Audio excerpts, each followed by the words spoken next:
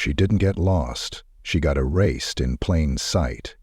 This gripping story begins when a young black girl is removed from a flight moments before takeoff, without warning, without her mother, and without reason. What follows is a fierce fight for dignity, justice, and the right to simply belong. One mother refuses to stay quiet, and the world is forced to listen. What will happen when truth meets turbulence at 30,000 feet? Before we dive in, drop a comment telling us where you're watching from, and be sure to hit subscribe because tomorrow's story might just stop you in your tracks. She didn't even cry. Isabelle Hodge stood with her arms stiff by her sides, her sparkly pink unicorn backpack dangling from one shoulder. Her big brown eyes, wide and confused, stayed locked on the seat she'd been told to leave. 12A, near the window, right where her mama had promised she could sit. The flight attendant, tall and stiff with a smile that didn't touch her eyes, leaned forward and said it again, slower this time, as if Isabelle didn't understand the first time. "Sweetheart, I said you need to come with me. You're not on the list." Isabelle blinked. "But my mama said—" "I know," the woman cut her off gently but firmly. "We just need to double-check something. Come on now, right this way." The girl's legs didn't move. Not yet. She looked at the window, then at the seat, then at the woman beside her, the older lady with a warm smile who'd helped her buckle in.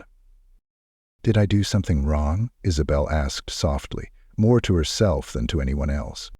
From across the aisle, a businessman with noise-canceling headphones watched silently as the child stood, not crying, not yelling, just confused. The kind of quiet confusion that cracks something inside you if you stare at it too long. "Excuse me," the older woman said, shifting in her seat, "but I believe she's supposed to be here. She had a ticket." The flight attendant's gaze flicked toward her, smile tighter now. "Thank you, ma'am. We're handling it." She took Isabelle's hand. Not roughly, not gently either, just enough to move her. The girl didn't resist. She turned once as they reached the aisle, one last glance toward her seat, the backpack still slumped on one shoulder, the windows she never got to look out of, the sky she didn't get to see. And then she was gone. A silence pressed itself into that space like an invisible fog, the kind that people pretend they don't notice. The older woman, Evelyn, sat back slowly, lips thin, fingers curled tightly around her handbag. "That child had her ticket in hand," she muttered under her breath, just loud enough for the man beside her to hear. He didn't respond. But he did take off his headphones. 10 rows up in the cockpit, Captain Greg Simmons adjusted the mic and cleared his throat. "Ladies and gentlemen, we apologize for the delay. We are working to resolve a minor discrepancy with the passenger manifest. Please remain seated with your seatbelts fastened. We'll be on our way shortly." The intercom clicked off, and the quiet returned, heavier this time. Back in the galley, the flight attendant, Tiffany, stood with her arms folded. She had never liked scenes, and this one had almost become one. That little girl had looked like she was going to cry, and Tiffany couldn't have that. It would have made everything worse. People get emotional when kids cry. They start asking questions. She tapped her tablet, double-checking the list again, her brows furrowed. Still no match for the name, Isabelle Hodge. No Hodge at all. Her supervisor had flagged it. "Seat 12A is showing as unassigned," he'd said in her earpiece. "It may be an IT error, but the gate agents are looking into it. Pull her off for now, just to be safe." Tiffany had done just that. She didn't like the looks she was getting, though. That old lady with the silver curls looked like she wanted to say something. The lawyer-looking guy with the neat tie and creased slacks was watching her too. She'd seen that expression before. Not yelling, not angry, just waiting. That was worse. She rubbed the back of her neck, then stepped into the cockpit. "Captain," she said. Greg Simmons looked up from his tablet. His gray-flecked mustache twitched when he was annoyed. It twitched now. "Yeah. I've removed a young girl from 12A. Gate says she wasn't on the list. No boarding pass on record." "Parent?" Said Brunetti. "Alone. Said her mom was flying with her, but we didn't have that name either." The captain narrowed his eyes. "And security?" "They're holding her near the gate, just until they verify." Simmons leaned back, rubbing his temples. "For the love of... Okay, just keep things calm. We're already 10 minutes behind schedule." Tiffany nodded and left. The door clicked softly behind her. Outside, through the tiny oval windows, the sun glinted off the tarmac. The kind of afternoon that should have meant nothing to anyone except pilots and seagulls, but to one person walking across the concrete in hospital blue scrubs, every second counted. Dr. Isabelle Hodge didn't walk. She stormed. Behind her, 2 TSA agents tried to keep pace. She ignored them. In one hand, her ID badge, in the other, her phone, still on the call with someone from airline operations. "You're telling me she wasn't on the manifest?" she said into the phone. "That's impossible. I checked us in myself. She was in 12A. I was in 12C. You want the reservation number again?" A pause, then a shaky voice on the other end. "Dr. Hodge, we're looking into it, but we do show an error in our back-end systems." "She is 8 years old," Simone snapped, not slowing. 8? You removed her from a plane full of strangers with no guardian present and no explanation to me. You will get her off that tarmac and back into that seat immediately, or I swear to God... Another pause, then static. Then the voice came back, fainter now. "Please hold." Simone didn't. She hung up and kept walking. Behind her, the TSA agents exchanged a glance. One pulled out a walkie and mumbled something about escalation protocol. Inside the plane, Tiffany glanced toward the aisle where the child had sat. The seat was still empty. Still waiting. She noticed it now, how quiet the cabin had become. Passengers weren't reading anymore. They weren't watching seatback screens. They were watching her. Even the little boy in 14B had stopped kicking the tray table. The old woman was whispering to someone now. Another man leaned over to listen. It was happening. The thing Tiffany hated most. Not anger, not yelling, not even lawsuits. It was the shift. The moment when silence turns to suspicion. When people start wondering if what you did felt wrong, even if you followed the rules. She swallowed and turned her face toward the front, trying not to look at 12A. But she felt it. That seat was still warm, still waiting, still wrong. And 17 minutes hadn't even passed yet. The flight wasn't leaving. Not yet. Not with a mother on the move. And not with a girl named Isabelle Hodge, pulled from her window seat like she didn't belong. Captain Greg Simmons had been flying for 32 years.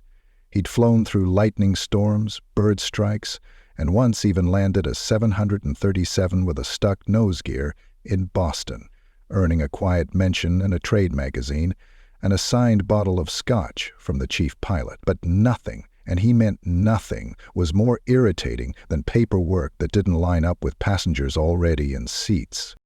He flipped the tablet onto his lap with more force than he meant to and exhaled through his nose. The cabin crew was waiting on him to say something, anything. He could feel it, the silence settling in outside the cockpit like snow. Still, he didn't reach for the mic right away. She didn't have a boarding pass, Tiffany had said. But he knew how these things worked. System updates, tech glitches, gate agents with tired eyes. Children didn't just appear in first-class seats without someone checking them in. His first officer, Kayla Monroe, was watching him. She sat stiffly, her hands resting on her thighs. She didn't speak unless necessary. Still new, still careful. Greg tapped the mic button and leaned forward. "Ladies and gentlemen, this is your captain speaking. We apologize for the delay. There's a minor discrepancy we're working to clear up before departure. Please remain seated with your belts fastened. We appreciate your patience." He released the button and leaned back in his seat, staring through the windshield at the tarmac ahead. A fuel truck rumbled past. The airport tower gleamed in the distance. He wondered briefly if whoever was running the show in there had any idea that this flight, Flight 427, bound for Dulles, was about to become the center of something very, very public. "Captain," Kayla said softly, "I just got a ping from dispatch." Greg turned toward her. She tilted the tablet slightly so he could see the screen. "Apparently," she continued, "a Dr. Isabelle Hodge is contacting airline corporate directly. She says her daughter was removed from the aircraft without cause. She's a trauma surgeon, has press contacts, says she'll shut this flight down herself if we don't get answers." Greg blinked. "Well, that's new." He leaned closer to read the message. It wasn't just dispatch. It was someone from executive operations, someone with initials and no last name. That meant someone important. "Passenger name?" he asked. "Child's name is Isabelle Hodge. Seated in 12A. Was removed 10 minutes ago." Greg exhaled again. This was getting away from them faster than he liked. "She was polite," Tiffany had said. "Didn't even cry. That's what made it worse." He pressed the intercom again, only to hesitate. What could he say? The plane was sealed. The flight manifest had been submitted. Technically, the aircraft was in a soft lock before pushback. No one in or out unless it was an emergency. But this was starting to look like one. He picked up his headset and clicked into the internal flight operations channel. "Ops, this is Captain Simmons, Flight 427. I need immediate clarification on a manifest discrepancy. Passenger Isabelle Hodge. We've removed her per instruction, but I'm getting elevated signals from corporate and potential media contacts. Is this a data error or a protocol breach?" Static crackled. Then a voice answered, unsure. "Captain Simmons, this is Carl in Flight Ops. We're pulling the reservation logs now. There was a glitch in the overnight sync between the gate system and the central server. Multiple bookings show as missing. It's a known bug." Greg narrowed his eyes. "So? She was on the manifest?" "She should have been. We're confirming it now." Greg's lips pressed together. "And where is she now?" "She's with security, sir. Her mother's on the concourse, and she's not happy." Greg clicked off the headset. "No kidding." He turned to Kayla. "Tell Tiffany not to say another word to anyone in that cabin unless she wants to be the face of an incident report. And get the gate chief on the line." Kayla nodded, pulled out her phone, and started typing. Greg rubbed his forehead. He was too old for this. He'd wanted to retire next year, sell the boat, maybe go teach flight school down in Savannah. Now he had a child pulled from a flight because of a software bug, and a mother who might bring a TV crew to the gate before takeoff. In the back of the plane, a baby cried. The sound floated through the cabin like a soft alarm bell. Passengers shifted in their seats. The man in 11C stood to retrieve his bag, only to be told by another flight attendant to sit down. The tension was beginning to show. In 12B, Evelyn Morgan sat still, her fingers knitting slowly through the worn handle of her handbag. The lawyer, Charles Bell, leaned toward her. "Did they say why they took her off?" he whispered. Evelyn shook her head once. "Something about her not being listed. But I saw her ticket. She showed it to me." Charles leaned back. He was an old hand at these moments, the ones that started small, quiet, but where everything in the room told you something was wrong. He reached for his phone. In the galley, Tiffany stood stiffly, staring at her folded arms. She didn't like how quiet the passengers were now. She preferred noise. Indifference, people drinking soda, watching sitcoms, reading magazines. Silence meant awareness. Awareness meant judgment. Judgment meant things might land on her. She reached for her tablet again. Isabelle's name was still missing. She typed it in manually. Still nothing. She tapped again. This time, a flash. Isabelle Hodge. Confirmed. Boarding time, 2:13 p.m. Seat 12A. Her mouth opened. The listing had just updated. Live. She swallowed. Outside the plane, Simone stood 10 feet from the aircraft, security personnel at her sides. Her arms were folded, her chin raised. She wasn't yelling. She didn't have to. The calm in her voice was more dangerous than any shouting would have been. "She is a minor," she said to the security officer. "You removed her without notifying her guardian. You're lucky I don't call the hospital's legal department." "Ma'am, I understand," the officer said, trying not to look rattled. "We've just received an update. Your daughter was in fact checked in properly. It was a system error." Simone didn't move. "Good. Now take me to her, and then take both of us back on that flight." The officer paused. That may take a moment. I need clearance from—" He added. The man turned, walking quickly toward the gate doors. Simone looked up at the plane. Somewhere inside it, her daughter had sat alone, confused, surrounded by strangers who hadn't lifted a finger. The metal and glass of the fuselage shimmered in the heat waves. Simone's jaw tightened. Her hands were steady, her voice low. She had grounded more dangerous things than this. And she wasn't done yet. 3 hours earlier, Isabelle Hodge was dancing in place at security. She wasn't spinning exactly, not with the crowd pushing forward and the bins sliding down the metal rollers, but her knees bounced like they had music all their own. Her unicorn backpack was clutched tight to her chest, her sandals tapping against the tile, and her eyes scanned the security checkpoint like it was an amusement park ride she couldn't wait to get on. "Mama, are we late?" she asked for the 3rd time in 6 minutes. Dr. Simone Hodge glanced down at her daughter, a smile tugging at the corner of her mouth. "Do I look worried?" Isabelle tilted her head. "You look like you're counting." Simone chuckled. She was actually 3 carry-ons ahead of them, 2 bins per person, plus the slow-moving man with far too many coins in his pockets. "I'm not worried," Simone said, running a hand down her daughter's back. "You've got me, remember?"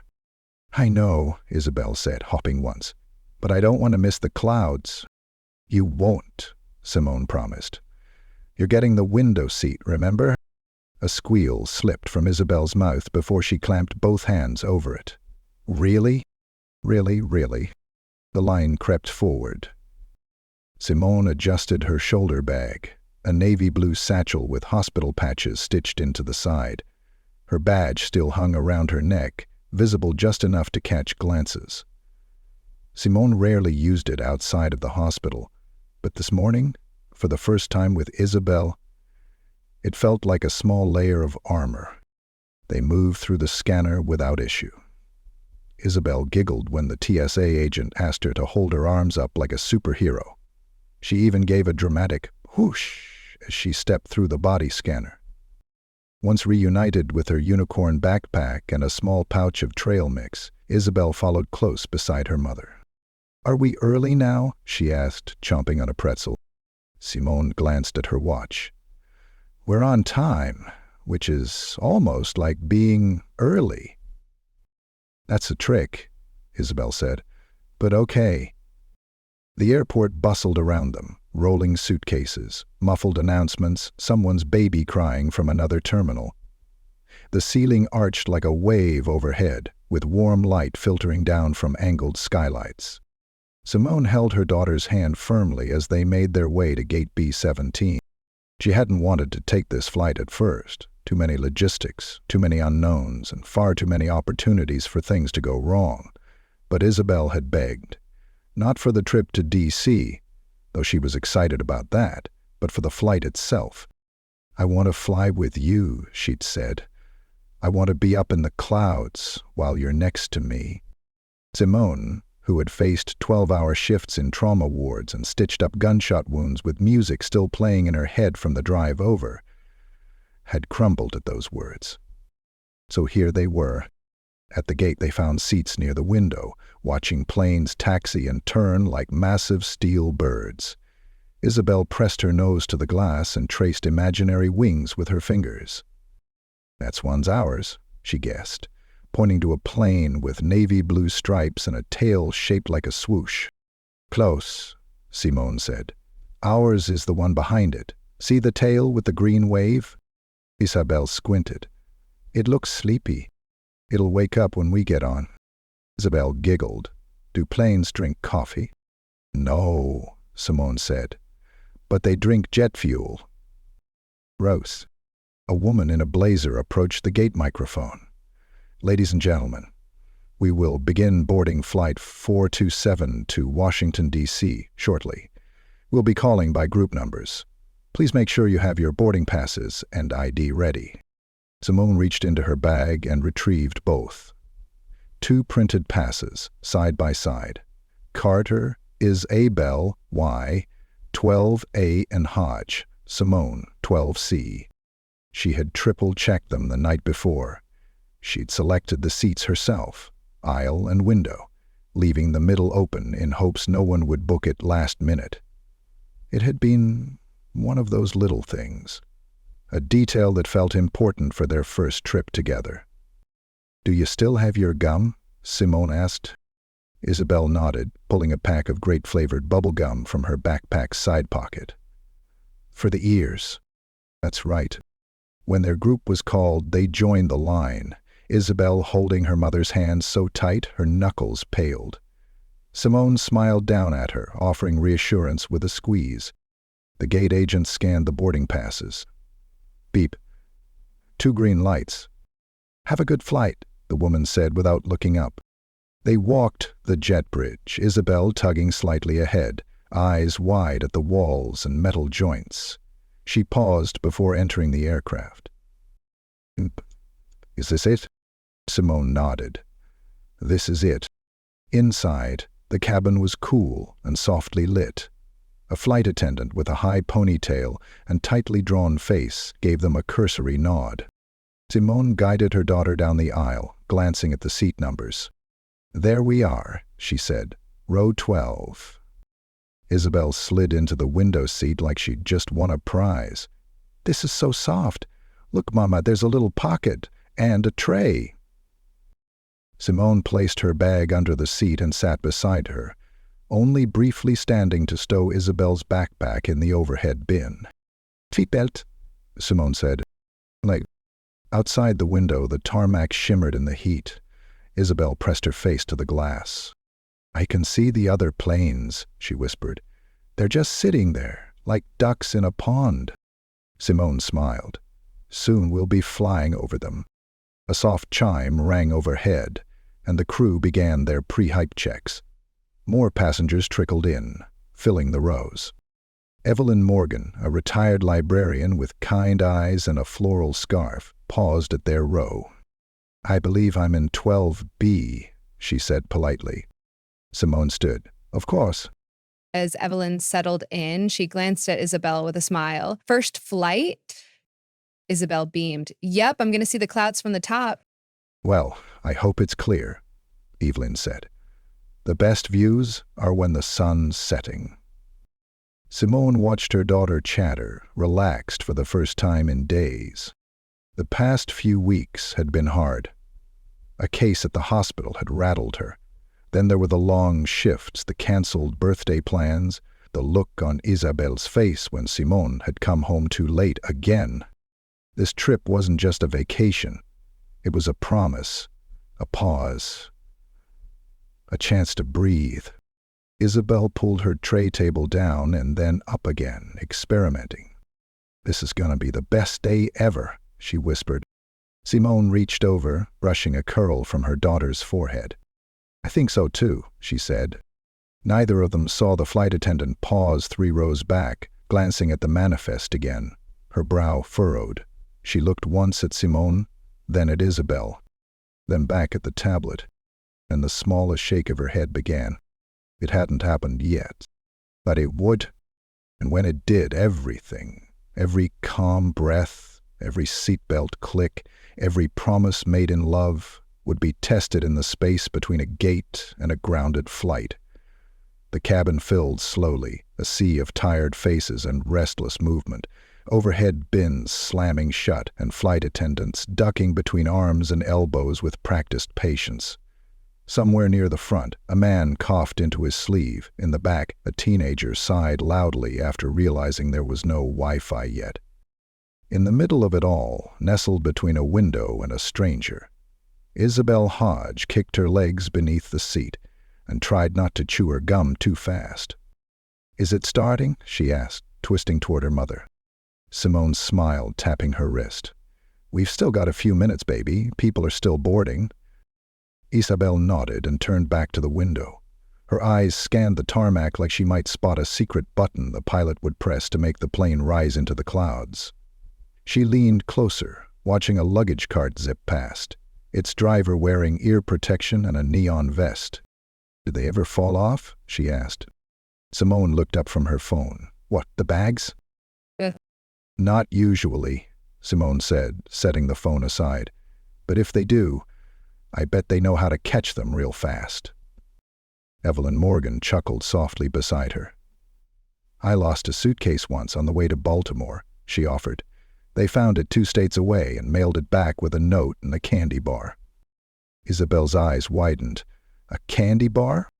"Peanut butter," Evelyn confirmed. I wasn't mad after that.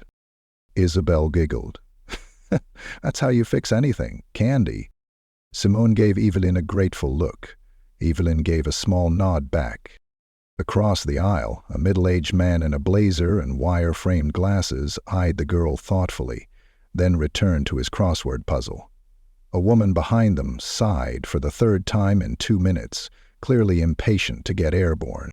Somewhere near the cockpit, the final boarding call was announced over the intercom. "All passengers should be seated with their seatbelts securely fastened. We will be closing the boarding door momentarily." Isabelle clapped once. "Here we go." Simone reached into her bag and handed her a small coloring book and a single purple crayon. "Stay in the lines this time," she teased. "I always stay in the lines," Isabelle said, flipping it open with a flourish. Simone gave her a look. "Okay, sometimes I don't," Isabelle admitted, grinning. "But that's 'cause I'm being creative." The flight attendant passed them with a clipboard in hand. Her walk was brisk, her ponytail bouncing with each step. She stopped suddenly 2 rows ahead, looked down at her list, and frowned. Then she stepped back and peered into row 12. She glanced once at Simone, then at Isabelle, then down at her tablet. "Excuse me," she said, her voice pleasant but hollow. "Can I see your boarding pass?" Simone raised an eyebrow. "Sure." She pulled the folded slips from the seat back pocket and handed them over. The flight attendant scanned them, her lips moving as she read. "Isabelle Hodge," she said aloud, then paused. "And Dr. Simone Hodge?" "Yes," Simone replied, already sensing something beneath the surface. "Is there a problem?" The attendant's brow pinched. "It's just, I'm not seeing this child's name listed on the final manifest." Simone straightened. "We checked in together. I selected our seats myself. You scanned us both at the gate." The woman's tone didn't change, but her smile slipped. "I understand. It might be a system delay. I just need to verify." "Then verify it," Simone said calmly, "but she's staying in that seat." The attendant hesitated, clearly calculating whether this would be a scene. "I'll double-check with the gate agent," she said. "Excuse me." As she turned to leave, Isabelle leaned over. "Am I not supposed to be here?" Simone looked into her daughter's eyes, firm but gentle. "You're exactly where you're supposed to be." The flight attendant disappeared toward the front of the cabin. "She's just confused," Evelyn offered, shifting in her seat. "Sometimes those tablets don't update right away." Simone nodded but said nothing. Her fingers were already pulling up her email, refreshing the airline confirmation, the seat selection, the timestamp, all there, all valid. She glanced over at Isabelle, who had resumed coloring with less enthusiasm now, the crayon moving slowly, her lower lip caught in her teeth. Hey, Simone whispered. Look at me. Isabelle looked up. You and me, Simone said. 2 tickets, 1 trip. You didn't do anything wrong, understand? Isabelle nodded. A few minutes passed, passengers settled in, the boarding door closed. A man in the row behind them asked for water, only to be told it would be available after takeoff. The mood was shifting into that pre-flight stillness where people prepared to disconnect, relax, nap. But then the flight attendant returned. She didn't make eye contact with Simone this time. Her eyes were on Isabelle. I'm sorry, but I'll need the young girl to step off the plane with me, she said, softer now. Simone blinked. What? It's just temporary, she added quickly. She may have been boarded under a duplicate record. We can clear it up at the gate. It'll only take a moment. Simone sat frozen for half a second. She's 8, she said flatly. She's not going anywhere without me. I understand, but... No, Simone said, rising now. Let me come with her. The attendant shifted uncomfortably. Ma'am, if you leave the aircraft, we'll have to reassign your seats and it may delay the flight. Simone's voice didn't rise. Then delay the flight. Around them, the silence began to build. One passenger turned. Another leaned to whisper. Evelyn's jaw tightened. Her hands knotted in her lap. She's got her pass, Simone continued, lifting the paper again. Right here, the name, the seat, all of it. You scanned her. This is not a question of documentation. This is a question of what? The attendant didn't answer. Simone stared. And then Isabelle stood up, clutching her unicorn backpack with both arms. I can go, she said quietly. Simone looked at her. Ma, it's okay, Isabelle said. If it's just a moment.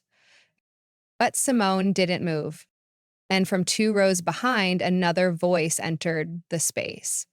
Excuse me, the man in the blazer said, but I've seen this child's ticket. I watched her board with her mother. You scanned her in front of me. The flight attendant flinched slightly. Sir, we're handling it. No, he said, you're not. But by then, the attendant had gently taken Isabelle's arm, not roughly, but firmly enough, and begun guiding her toward the front. Isabelle glanced back over her shoulder. Her tray table was still down. Her purple crayon was rolling slowly across it. Simone watched her go, frozen in her seat, hands curled into fists. Her throat burned, her chest felt heavy, but her training told her, act with precision, not panic. She reached into her bag, pulled out her phone, and she didn't leave the plane. Not yet. But she was no longer a passenger. She was a storm coming to land. The words weren't shouted. They weren't even said loudly. But they passed through the cabin like a match striking gasoline. People who doesn't belong here. It wasn't clear who said it first. Maybe it was a murmur from the first-class section as Isabelle was guided down the aisle, her unicorn backpack bobbing behind her, eyes scanning the rows for her mother. Maybe it came from the flight attendant's earpiece, whispered from a supervisor's lips behind a terminal desk, unaware that words, any words, had a way of sticking when they weren't supposed to. She doesn't belong here. Greg Simmons heard them in his headset. He didn't know the context yet. Just a voice, low and clipped, filtered through dispatch chatter and gate noise. He adjusted the volume and frowned. Repeat that, he said into the mic. A pause. Then, passenger in 12A flagged as misboarded, error on the manifest, might be a duplicate check-in, doesn't match our scan logs. Greg shook his head. She was scanned at the gate.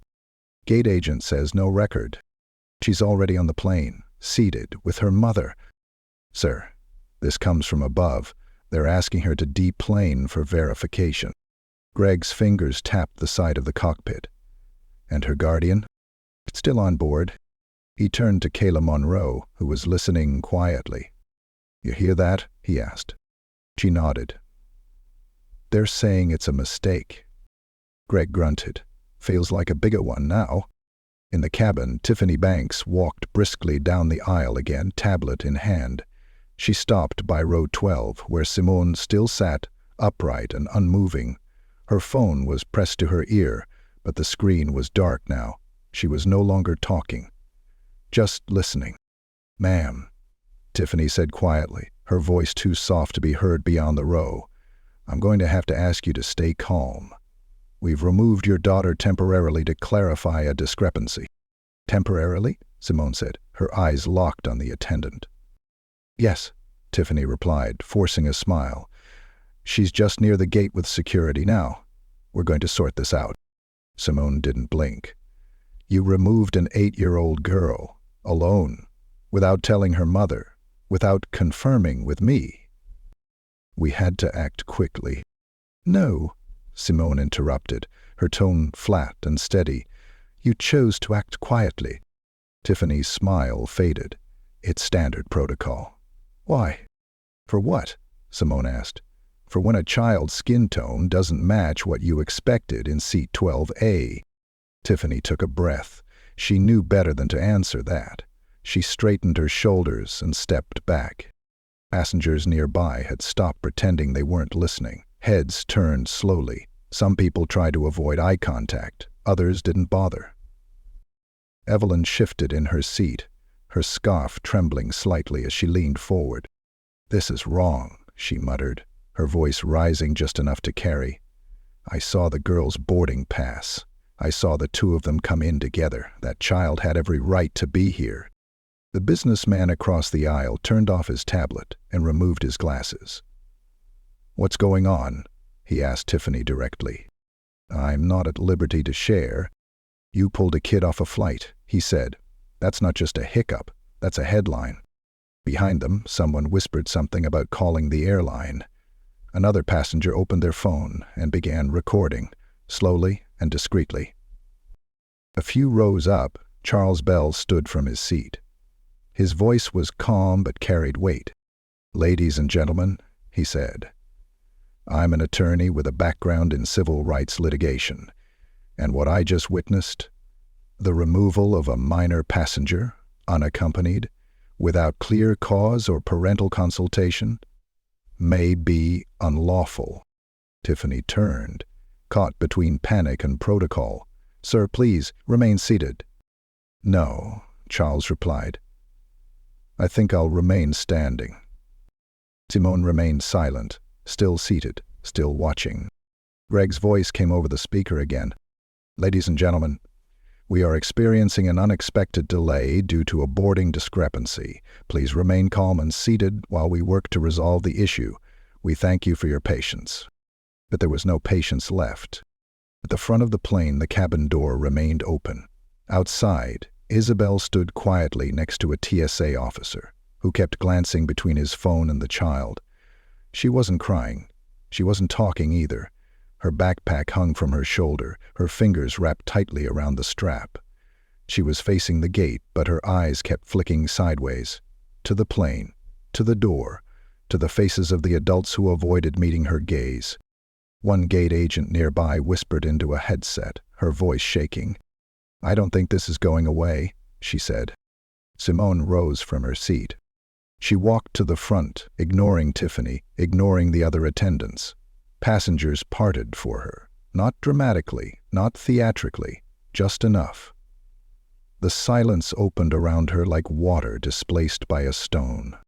She reached the front galley and stood in the doorway where metal met jet bridge. Her daughter was 5 feet away. And behind her, the officer was now standing with his arms crossed, lips tight.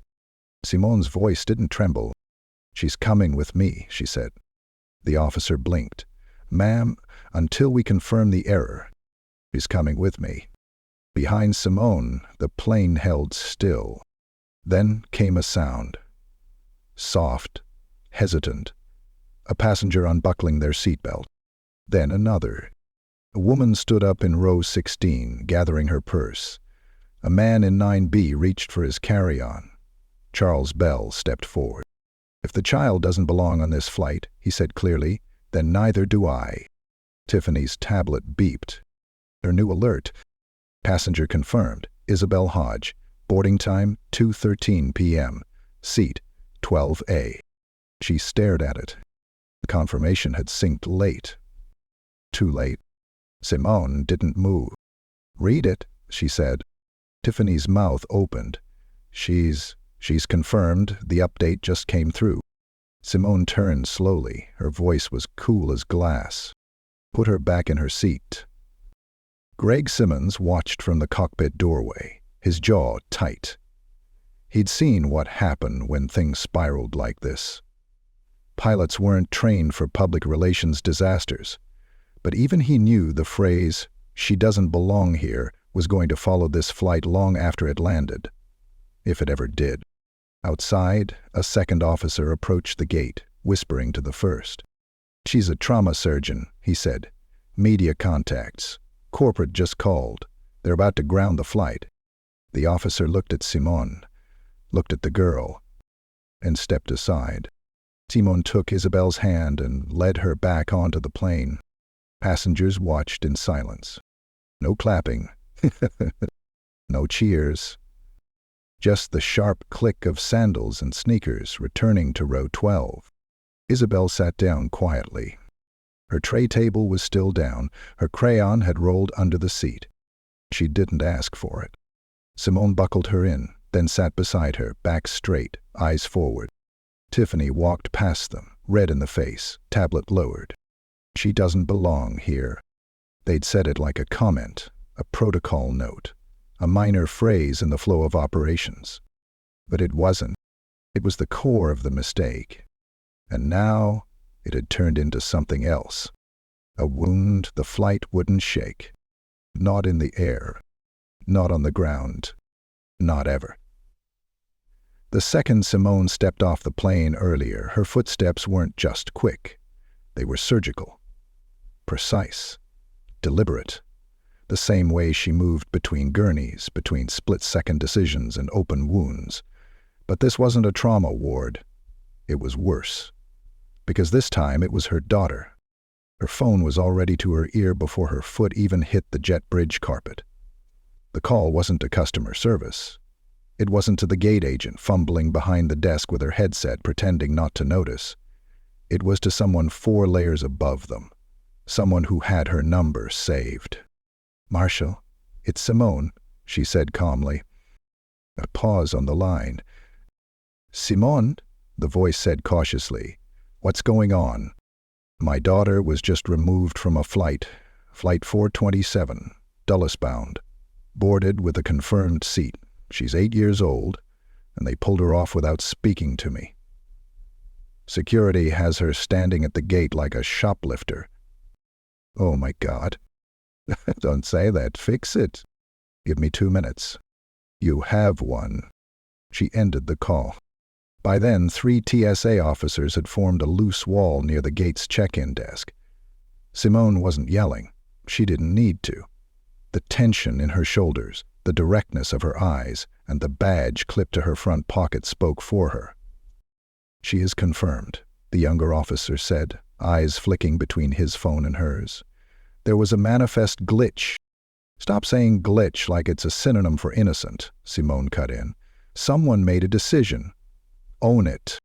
The man swallowed hard. "Ma'am, we understand your frustration." "No, you don't," she snapped. "Because if you did, my daughter wouldn't be standing alone on the other side of that glass wall.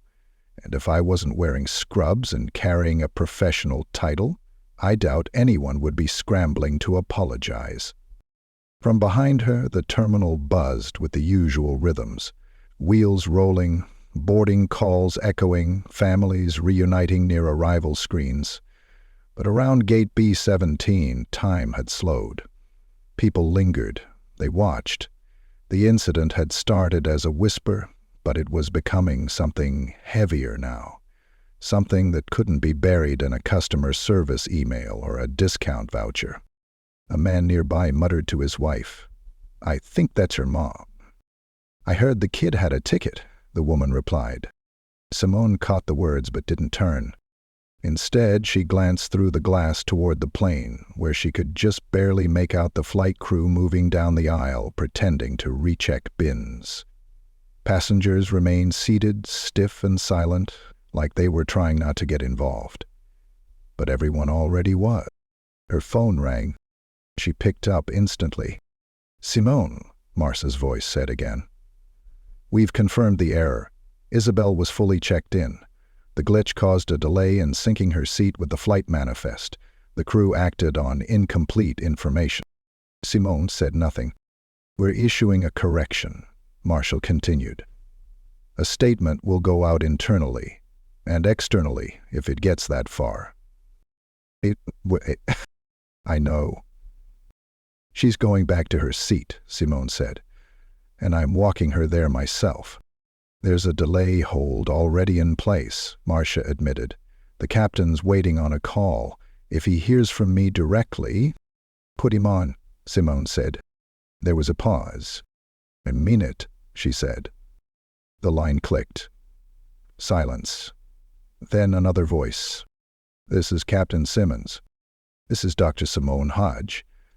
You're not going anywhere until I walk my daughter back to her seat and sit beside her. The captain hesitated. I understand. We're receiving updated directives now. Let me be clear, Captain. If you so much as close that door without us on it, you won't just have a delay, you'll have a national incident. There was no response, just the sound of breathing, and then, yes, ma'am. She hung up and turned to the officer who still lingered near the glass door. Move, she said simply. He opened it. Simone stepped through. Inside the jet bridge, the air was cooler, thick with recycled breath and tension. Her hand reached down for Isabelle's before her daughter could even say a word. You okay? Simone asked, looking her over. Isabelle nodded slowly, but her mouth was tight. I didn't say anything, she whispered. I just waited. Simone knelt briefly, bringing herself eye level.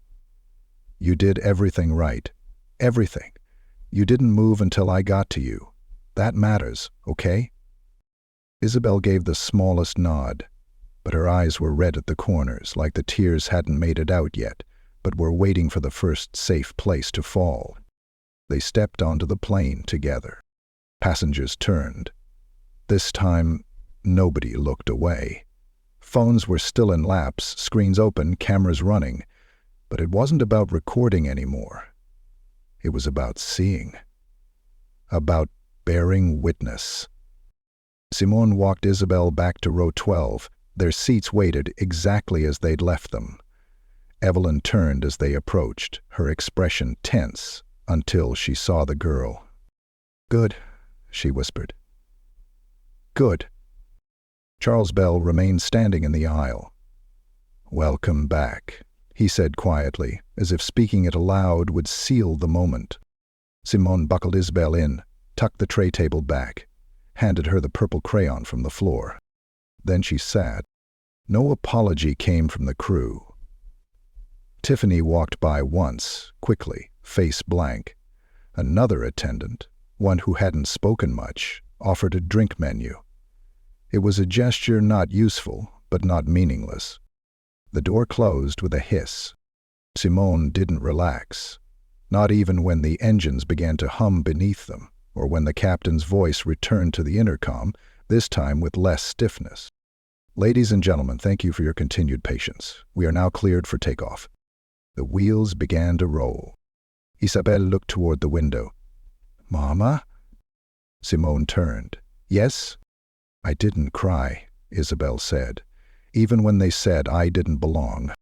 Simone's chest tightened. She reached out and wrapped her hand around her daughter's. You always belong, she whispered. And don't you ever let anyone tell you otherwise. The plane lifted. It left the runway behind, the terminal shrinking in the distance. But the weight of what had happened stayed. Simone didn't know who else might be watching, but she knew someone would be listening soon. And when they did, she'd make sure the message was loud enough to reach every gate in every airport in this country. The hum of the engines had settled into a steady drone, but inside the cabin of Flight 427, nothing felt settled. Tension clung to the recycled air like static. Every cough, every click of a seatbelt, Every shift in a leather armrest was met with side glances and unspoken questions. Nobody said it out loud, but they all felt it. The flight wasn't just flying through air. It was flying through something heavier, something human. In row 12, Simone sat upright, arms folded across her chest, her jaw tight. Isabelle was finely distracted, her nose buried in a coloring book, purple crayon once again in hand. But even with her head bowed, Simone could see the small crease in her daughter's brow. She wasn't coloring for fun. She was coloring to forget. Simone's phone, set to airplane mode but still clutched in her hand, reflected the dim light above. She tapped the screen uselessly, her fingers itching for a signal, for action. She wasn't done, not even close. Behind her, passengers whispered in low tones. Charles Bell was texting a draft statement to his law firm, saving it in his notes for later. Evelyn Morgan had jotted down a brief account of the event on a napkin, just in case anyone asked what really happened. Up front, in the cockpit, Captain Greg Simmons adjusted his earpiece and glanced at First Officer Kayla Monroe, who sat quietly beside him. She hadn't said much since takeoff, but he could feel her thoughts buzzing in the stillness between them. "She's got every right to be angry," Kayla said, finally breaking the silence. Greg nodded. "I know. We almost flew without a child who had a confirmed ticket. Do you know how that's going to look?" "It's already looking bad," Greg muttered. "I've got 3 texts from corporate, 2 from PR, and 1 from legal. And we haven't even hit cruising altitude." "She handled it better than I would have," Kayla added. "If it were my kid, I wouldn't be this quiet." Greg didn't answer right away. His fingers hovered over the radio dial. "They're not going to let this disappear," he said. "Not this time." Kayla turned toward him. "And they shouldn't." Back in the cabin, Tiffany sat hunched in the jump seat, tablet dimmed in her lap. She hadn't spoken since the doors closed. Her stomach churned, not with guilt, at least not yet, but with the creeping sensation of something slipping out of control, the kind of thing that got mentioned in memos and wrapped in phrases like team-wide retraining and operational reassessment. She had followed procedure. That was her line. That was what she'd say if anyone asked. But deep down, Tiffany knew she had hesitated. When she saw the girl in 12A, alone, dark skin, big eyes, pink, sparkly backpack, something had flickered, just long enough to open a door in her mind, a door she didn't want to admit existed. She looked down at the screen again, saw the green checkmark beside Isabelle's name, and swallowed hard. Across the aisle, Charles Bell was now leaned toward Simone. He kept his voice low. "You did the right thing," he said. "Walking back on, refusing to stay quiet." "I didn't do it to be right," Simone replied without turning. "I did it because I had no choice." "You always have a choice." "No," she said. "That's a myth. That's what people say when they've never had to fight just to be treated like a person." Charles was silent for a moment. Then he nodded. "My firm is monitoring social media," he said. "There are already 3 tweets from this flight with photos of the walkback. One tagged the airline directly." Simone didn't flinch. "Good. You're going to have attention. A lot of it. I'm used to it. Not like this." She finally turned to him. "Then let them come." He studied her for a second, then leaned back in his seat, his mouth curling slightly. "You really are something, Dr. Hodge." "She's more than that," Evelyn chimed in softly from her seat beside Isabelle. "She's a mother. And a damn fine one." Simone looked down at Isabelle, who had now filled in half a page with a swirl of bright purple lines. The girl was focused, steady, pretending not to hear, but Simone knew her daughter's ears were always open. "She doesn't need me to fight every battle for her," Simone whispered. "But I'll be damned if I let her fight one like this alone." From the rear of the plane, a passenger stood and walked to the lavatory. Heads followed him instinctively, still half alert, waiting for anything else to disrupt the flight. But nothing did, for the moment. Still, the damage was done. Even 30,000 feet in the air, the story had already taken off. In the communications office of the airline's HQ, a team of analysts sat hunched over multiple screens. One monitored internal flight data, another social media trends, a third, Marcia Kingsley herself, paced back and forth with a Bluetooth earpiece glued to her head. "I need confirmation on all passenger scans for Flight 427, she said. "Full names, boarding times, seat assignments. We are not going to be caught flat-footed if a journalist calls in the next hour." A younger analyst turned in her chair. "We've already got 2 inquiries from aviation bloggers asking why an 8-year-old was nearly left behind." "Bury it," Marcia said instantly. "Until we have our statement ready, no comment." "But Dr. Hodge will not be ignored," Marcia snapped. "Which is why I want every copy of that manifest printed, scanned, and verified. If she goes to the press, we meet her there with facts." By sunrise, the world knew what had happened. Not everyone, not yet, but enough. The hashtag started while Simone and Isabelle were still asleep in their hotel room. Boarding while black, Flight 427. She belongs. By 6:30 a.m., Simone's name was trending in 3 states. By 7:15, a short cell phone video, filmed from row 16, showing Isabelle walking off the plane, had reached 500,000 views. No narration, no edits, just a child walking with her backpack and the silence that followed her.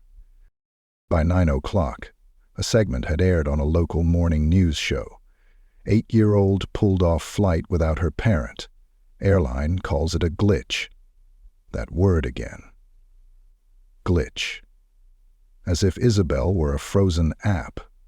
As if her humanity could be rebooted. Simone didn't wake to any of that. She woke to Isabelle's feet pressed into her side, warm and twitching under the hotel's sheets, the girl's breath steady and her curls a tangled crown against the white pillow. It took Simone a few seconds to remember where they were, then it hit her. The flight. The reporters. The cameras outside the gate. Her body sat up before her mind could catch up. She checked the time. 7:02 a.m. She grabbed her phone. 17 missed calls, 83 unread texts, 3 voicemails. The top message was from Marcia. "Press wants a statement. Call me first, please." Simone exhaled, placing the phone face down on the nightstand. She didn't need noise yet. She needed clarity. In the adjacent room, someone knocked. She rose, pulled on a sweater and peeked through the peephole. Charles Bell. She opened the door. "You're early. I figured you'd be awake," he said. "Turn on the news." She stepped aside to let him in. He clicked on the hotel TV with the remote, flipping through channels until he stopped on a national network. And still no official apology issued. This after an 8-year-old black girl was escorted off a commercial flight without warning or cause. Her mother, Dr. Isabelle Hodge, a trauma surgeon and community advocate, is demanding accountability. The screen showed a still of Simone in the terminal, Isabelle holding her hand. Another angle, Simone facing the press, her face calm, her words clipped and deliberate. A third, a zoomed-in image of the boarding pass, blurred slightly, but just visible enough to show Isabelle's name. Simone turned the TV off. "Let me guess," she said. "They're framing it like a mix-up." Charles nodded. "For now. But that's not halting." Simone poured herself a glass of water from the minibar. "How bad is it?" The thought made him for them. She glanced at him. "They've had 2 publicists walk off the job this morning. Internal emails leaked already. Someone's already calling it a civil rights violation." "I didn't file anything yet," Simone said. "You won't have to." She sipped the water slowly. "This isn't just about us, Charles. I know. It's about every child who gets treated like a threat before they even speak. It's about a system that trusts paperwork more than people, a culture where you have to explain your child's existence like it's a clerical error. I know. I didn't ask to go viral, she said quietly. But you did, he replied, by being the kind of person they never expect to push back. There was a knock at the connecting door to the next room. Mama? Isabelle's voice was soft. You there? Simone opened the door gently. I'm here, baby. Come on in.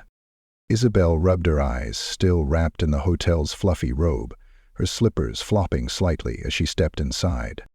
Charles gave her a warm smile. Morning, superstar. Isabelle squinted.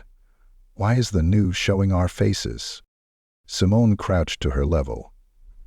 Remember when I said we were going to tell people what happened? Isabelle nodded. Well, we told them, and now they're listening. The girl tilted her head. Do they believe us? Simone paused. Some do. Some are still deciding. Isabelle looked over at Charles. Why do grown-ups need so much proof? Charles chuckled. That's a very good question. Isabelle sat beside her mother on the edge of the bed. Can I say something? Simone smoothed her daughter's curls. Of course. I didn't feel like I mattered. When they made me leave the plane, I thought I did something wrong, and everyone just watched. Simone's throat tightened.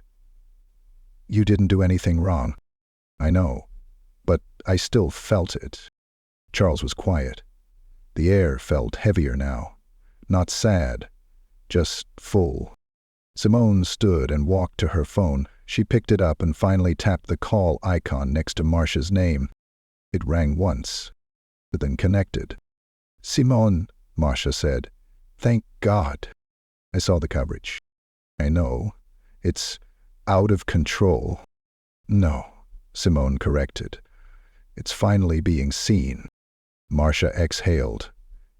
There are interview requests, news outlets, advocacy groups, even a few airlines trying to issue joint diversity statements. I don't care about statements. Then what do you care about? I want a press conference, today, on my terms. Marcia hesitated. That's a big move. I'm a mother, Simone said. Every move I make is big. A pause. I'll make it happen. After the call, Simone sat at the small hotel desk and opened her laptop. Her fingers hovered above the keys, then began typing. Statement from Dr. Simone Hodge. I am the mother of Isabelle Hodge. On July 2nd, my 8-year-old daughter was forcibly removed from Flight 427 due to an administrative error that was allowed to become a racial humiliation. She was made to walk off a plane. Alone. No explanation. No regard. She was told, in words or in silence, that she didn't belong. Let me be clear. My daughter belongs wherever she walks with dignity. She belongs in the air, on the ground, in every space where joy, safety, and respect are expected. We will not be erased. We will not be quiet. We will be heard. Dr. Simone Hodge. She hit save. Then she turned to Isabelle. You ready? She asked. For what? To be brave again. Isabelle nodded. Do I have to talk? No, Simone said. You just have to stand beside me. That's more than enough. And outside, in the lobby of the hotel, cameras were already being set up, reporters adjusting microphones, a banner being unfolded with the airline's logo in the background. But this time, it wouldn't be their narrative. This time, it was Isabelle's. And this time, the whole world would listen. The podium felt taller than Simone expected. She'd spoken at medical symposiums, policy panels, and community fundraisers. She'd done interviews after long surgeries, on camera with blood still under her nails. But none of that had ever made her hands shake. Today, they did. Dozens of reporters filled the hotel conference room, shoulder to shoulder. Some held cameras, some scribbled notes, some just watched. There were parents in the back, teachers, a few strangers who had seen the story online and showed up because something about it reminded them of their own kids or their own childhoods. Simone stood still behind the microphone. Her hand rested gently on Isabelle's shoulder. The girl was dressed in soft blue jeans and a white t-shirt that read in glittering gold letters, "I belong." Isabelle clutched her mother's hand and tried to smile, but the lights were bright and the room was big. She leaned closer and whispered, "Do I have to talk?" "No," Simone whispered back. "Just stand with me." "That's more than enough." Simone stepped forward and looked out across the sea of faces. She cleared her throat once and began. "Good afternoon. My name is Dr. Simone Hodge. I'm a mother, a surgeon, a citizen of a country that still believes silence is safer than truth. And this," she placed her hand softly over Isabelle's heart, "is my daughter." A few camera flashes went off. On July 2nd, my daughter was removed from a plane, not for misconduct, not for a missing ticket, but because someone doubted her right to be there. They didn't check the records. They didn't ask questions. They acted. And when they acted, they made her feel invisible.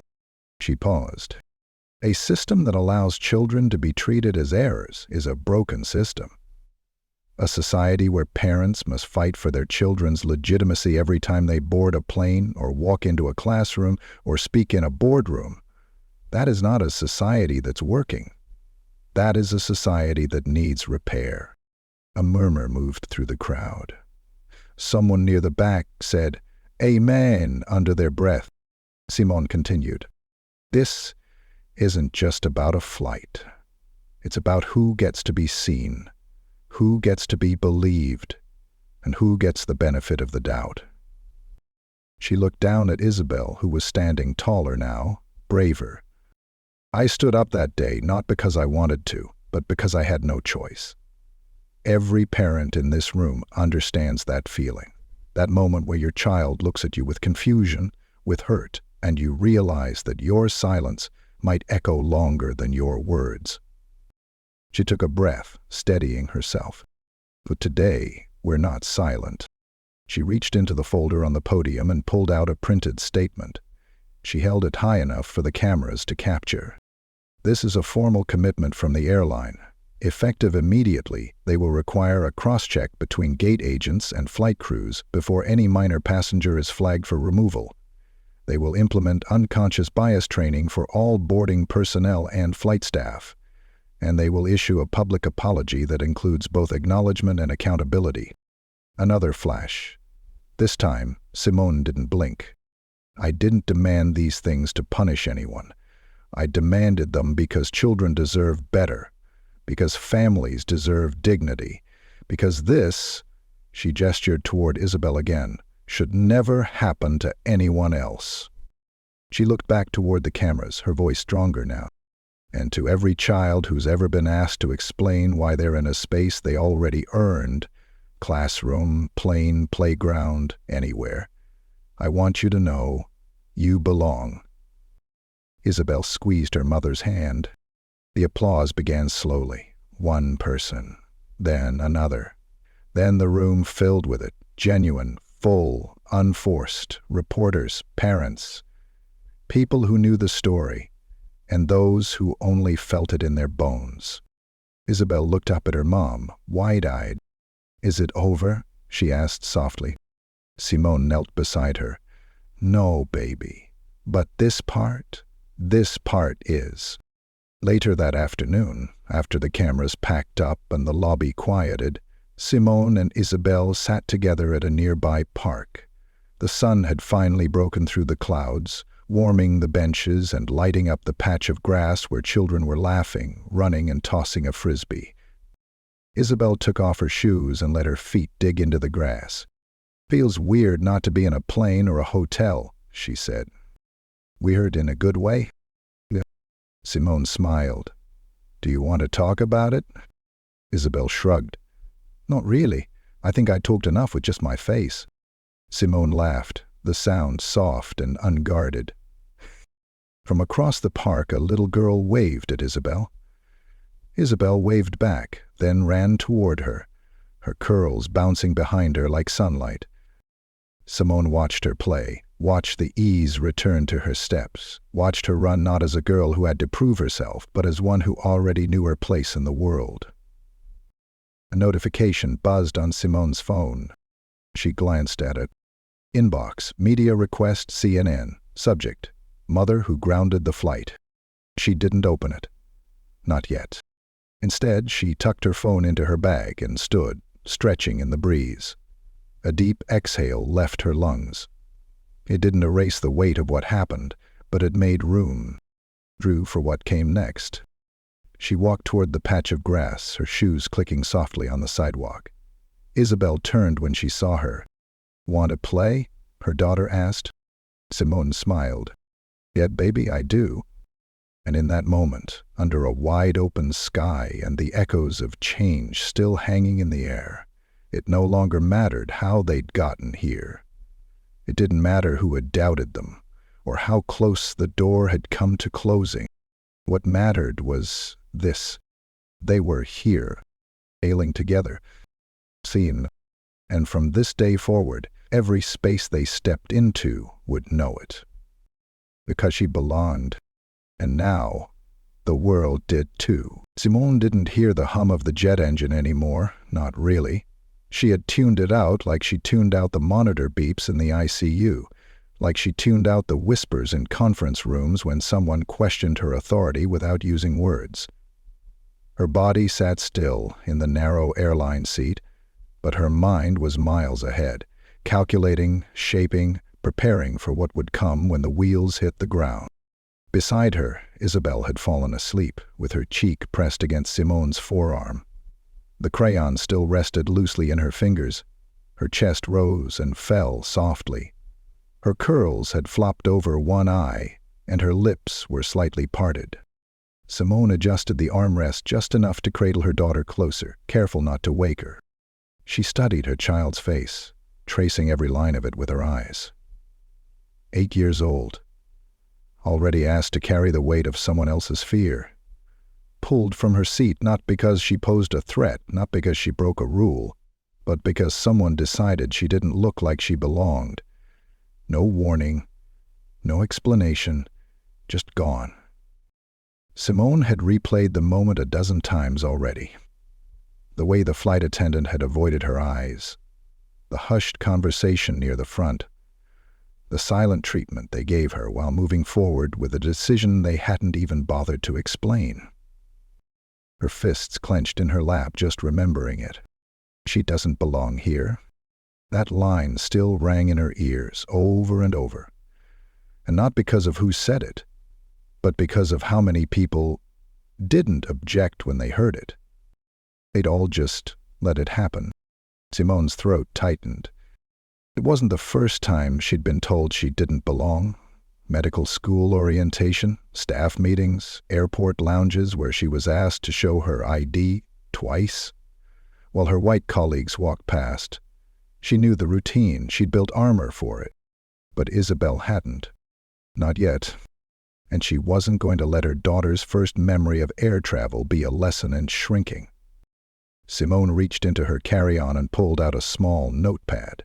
Her pen slid from the side pocket. The paper fluttered slightly with the turbulence as she placed it on her tray table and began writing.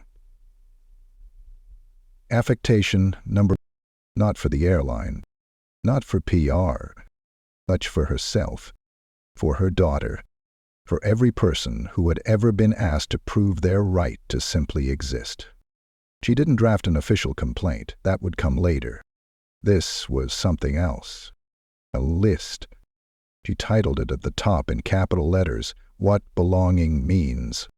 A child should never be separated from their parent without cause. Paperwork errors are not excuses to erase someone's presence. Decency is not a luxury. It's the floor. Protocol without empathy is just prejudice in uniform. My daughter is not a glitch." She paused. The hum returned to her awareness, louder now. Across the aisle, Charles Bell watched her for a moment before leaning toward her seat. "You writing your statement?" he asked quietly. Simone didn't look up. "I'm writing my truth." Charles nodded. "I hope you publish it." "I will." Evelyn, still seated next to Isabelle, glanced across Simone to offer a soft, warm smile. "He slept right through the last 20 minutes." Evelyn said gently. "He's tired," Simone replied. "All that waiting wears a person down." Evelyn nodded slowly, her eyes dimming with something deeper than fatigue. "They shouldn't get to do this to her," she said. "They won't again," Simone whispered. She turned to Charles. "How long before we land?" He checked his watch. 25 minutes, give or take." Simone exhaled and leaned back, letting her head touch the seat for the first time since boarding. But only for a second. Her mind was still too loud. It was strange, the way the world narrowed in moments like this.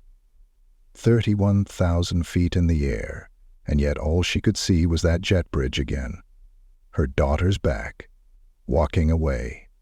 The flight attendant's silence. The watching eyes that had said nothing. People always said the skies were safer now, more connected, more efficient. But safer for who? Connected for who? Efficient at removing who? She scribbled one more note at the bottom of the page. Justice is not always a courtroom. Sometimes it's a memory no one can erase. Her hand paused.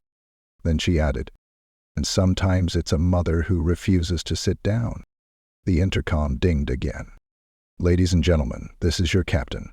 We've begun our initial descent into Washington, D.C. Please make sure your seat backs are upright, your tray tables are stowed, and all carry-on items are secured." Simone closed her notepad, tucked it into her coat pocket, and gently stroked Isabelle's hair. She felt her daughter stir. "Are we there?" Isabelle murmured. "Almost, baby," Simone said. "Almost."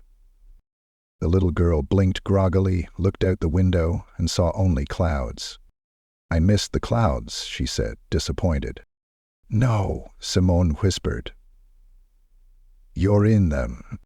The plane dipped slightly, wings angling downward. Beneath them, the ground would be growing closer. Runways stretching like quiet invitations, terminals full of rushing bodies and announcements no one listens to. But Simone didn't care about any of that now. She cared about the letter in her coat. The girl at her side. The story no one could undo now. Not with statements, not with silence, and not with another empty apology. For a long time, Simone had chosen grace. Today she had chosen something else. Something louder. And once this plane landed, the world was going to hear it. The wheels hit the tarmac with a soft double thud, followed by a rush of wind and the hollow whine of slowing engines. The plane jolted forward slightly, then eased back as the flaps extended. All around them, seat belts clicked open before the chime, carry-ons were tugged from under seats, and overhead bins creaked as people braced themselves to flee the plane the moment it stopped. Simone didn't move. She sat still, her hand resting lightly over Isabelle's, both of them watching the runway lights blur past through the window. The sky outside was gray now, dipped into late afternoon. A film of clouds softened the sun, casting the airport in a pale gold light that made the moment feel almost peaceful, if only for a second. "Are we here?" Isabelle whispered, as if unsure if it was safe to speak yet. Simone nodded. "We're here." From the front of the cabin, Tiffany's voice emerged, too bright and too fast. "Ladies and gentlemen, welcome to Washington, D.C. Please remain seated with your seatbelt fastened until we reach the gate and the captain turns off the seatbelt sign. We thank you for flying with us today." Passengers began moving anyway. A man 3 rows ahead unlatched the overhead bin before the plane even reached the gate, earning a sharp "Sir, please wait" from the other attendant. The businessman across from Simone, Mr. Blazer and wire glasses, stayed seated, his phone in hand, already composing what looked like a long text message. Simone's bag remained under the seat. She didn't reach for it. Instead, she looked down at Isabelle, who was now slowly gathering her things, movements careful and quiet. Her coloring book slid into her unicorn backpack. The purple crayon followed. Her seatbelt stayed buckled. "You okay?" Simone asked. Oh, Isabelle hesitated. "I guess."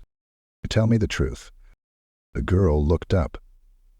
"I didn't like it when they made me leave." Simone nodded. "I didn't either." "Was it because I looked different?" Isabelle asked, her voice even quieter now. Simone felt her chest go tight. She reached out and gently tucked a curl behind her daughter's ear. "It was because someone made a mistake," she said.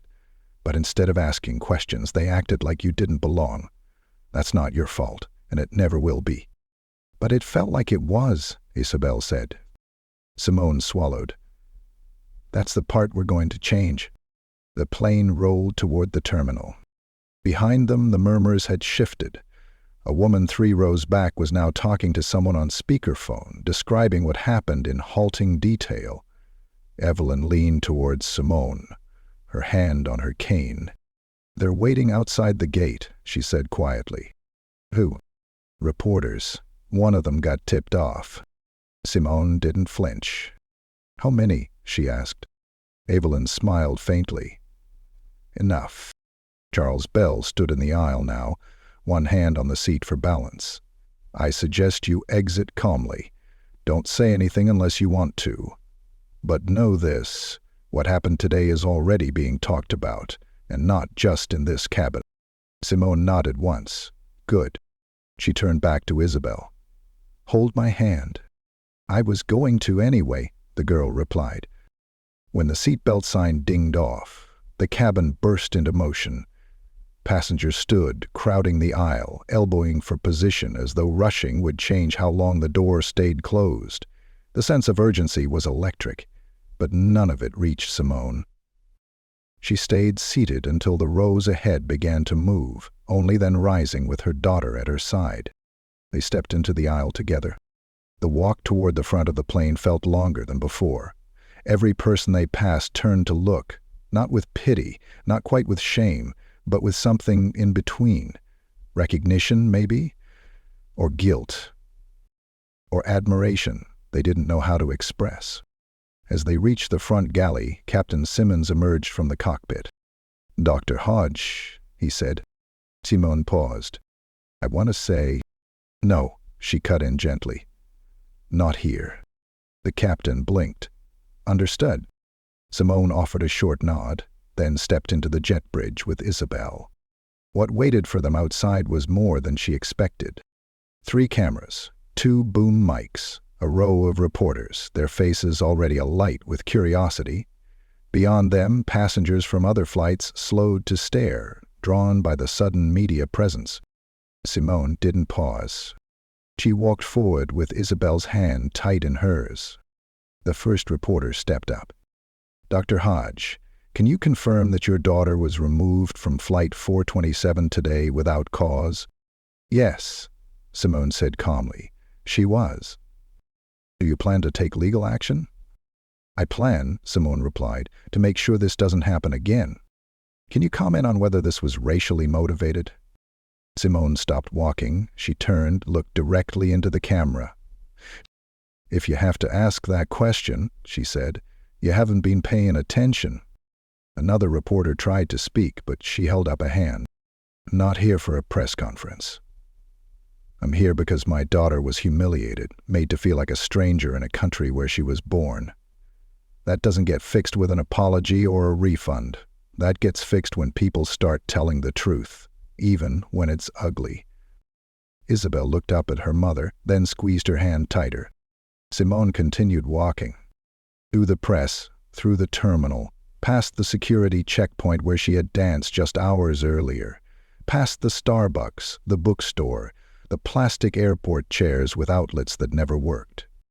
Outside, A black SUV waited. Marcia had arranged it quietly, Simone could tell. The driver opened the door, nodded respectfully, and didn't say a word. Simone helped Isabelle in first, then followed, pulling the door shut behind her. The noise of the airport disappeared. Isabelle leaned against her shoulder. "Where are we going now?" Simone smiled faintly. "To the hotel." "Then what?" "Then we talk to people, we explain what happened." "Will they listen?" "They'll have to," Simone said. Simone looked out the window, her reflection soft in the glass. She could see the airport behind them now, fading into the distance. "Because now," she said, "they know our names. And that was only the beginning."